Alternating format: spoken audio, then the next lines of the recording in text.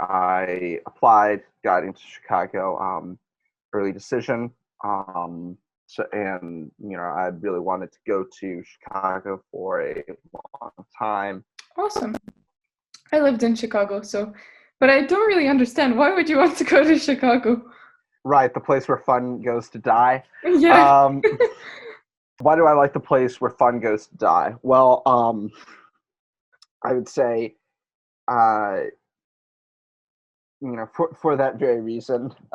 In fact, Chicago's reputation, for being a, academics first and very rigorous academics, was definitely a big part of the appeal. And I say that, and I'm sure, like your first reaction must be, well, all these like elite schools, like they're all supposed to be, they're schools, like they're supposed to be rigorously academic. And when I actually sat down to do the application process, there is a big difference between each individual school, or at least like groups of schools. And what I found is that Chicago seemed to be most dedicated to teaching its students how to think, whereas a lot of other schools of the same caliber were more focused on teaching their students what to think. And like I could just glean that even from the application, from the questions on the application. And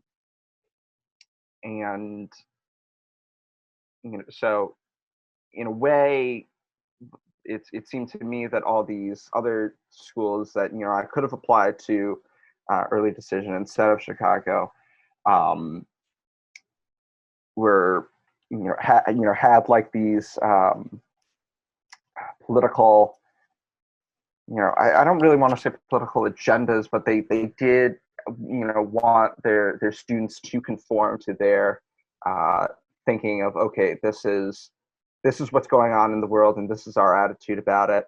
Where Chicago has sort of famously said, we don't release statements on like what's going on in the greater, in the world at large.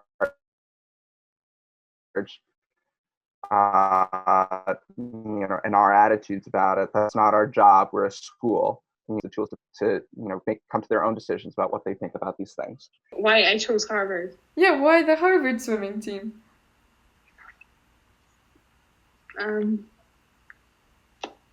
It's extremely difficult question.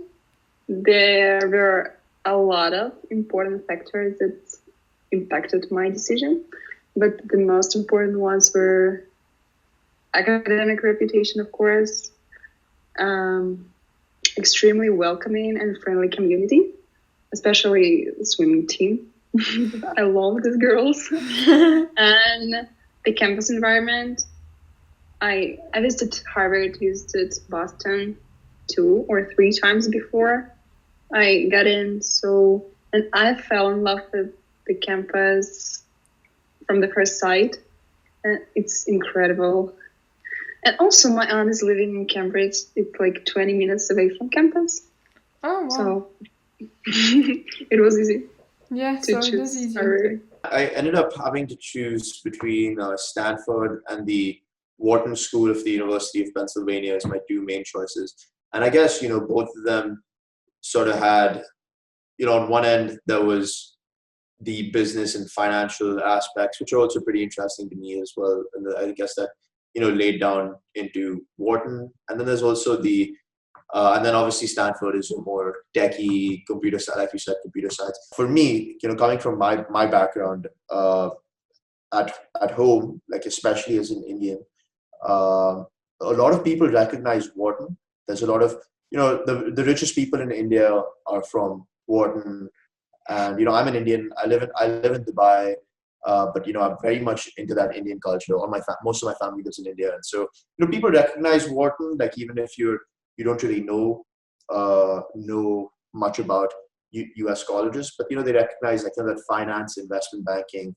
That's very important. That's very respected, at least in my culture. So interestingly enough, over here you could argue that Wharton has a little bit of a flashier name than Stanford. Although I know maybe in the U.S. some people might respect. I mean, it doesn't really matter. But yeah, so for me, if I had gone for at least a flashier name in my my version of it, I would have gone to a school that I think might not have been best for just what I wanted out of college and what I wanted in terms of my values and my aspirations. And obviously, there are people who very well fit into a Wharton culture, and that's phenomenal because Wharton is a top school. Just wasn't for me. So I guess the reason I picked Stanford, biggest reason probably was because of the culture. The atmosphere on campus is very self-starting. The people on campus have a very different set of aspirations than a traditional Wharton student, and I found myself aligned with those with an aspirations of a Stanford student. So I really resonated with the culture. I really resonated with the education's priorities, and so that's why I sort of ended up going with Stanford. I think that's the main reason. It wasn't because of prestige, it wasn't because of this has a better computer science program. It was mainly because of the culture. Yeah. And what would you say is the culture of Stanford? Yeah, so I guess the the funny thing is I've actually never been. I've been once. I was there in I guess 3-4 years ago in my freshman year of high school. It was just a quick visit. I didn't really expect to go there or get in or anything like that. But I gauge this because I've spoken to a lot of alumni. Obviously, I live 18 hours away by flight, and so it's very difficult to visit. But I've spoken to a lot of alumni, I've spoken to a lot of current students on campus, and the culture that I garner from them is that it's a very self-starting culture. It's a culture not just about who makes the most money and who has the most material wealth out there. I don't think a Stanford student really cares about that. I really admire that. I think a Stanford student is just passionate about learning. First and foremost is that intellectual vitality, that curiosity, having just core passion for what you're interested in, whether that's psychology or nanotechnology. It could be anything under the sun, but it's just having that drive to really excel in whatever you're interested in. But there's also this, like I said before, not really material, oriented around material wealth. It's more about how you can impact the world.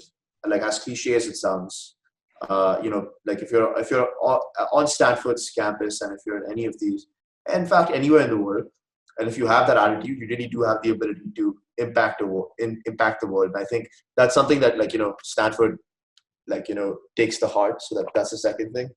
And then in the more informal sense, I think Stanford is pretty laid back. They're not very, they're not too they're not like your MITs and your Caltechs where it's very bang on to exams and midterms and finals. Stanford values a lot more about residential learning and community enrichment, and so there's a lot of emphasis on take it easy.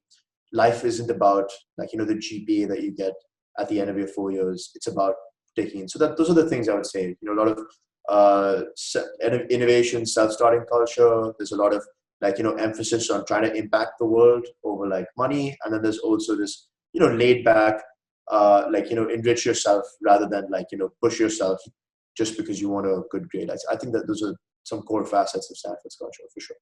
So I think that's my greatest tip for anyone who wants to get into a really specific college, to research that college a lot and see what their mission statement is, what they are looking for to produce into the world, really. In this episode, Alice has learned that determining your choice of university and why you want to go there helps increase your chances of getting in. So remember, do your research. Also, thank you for watching this season. It was a pleasure to have you on my channel.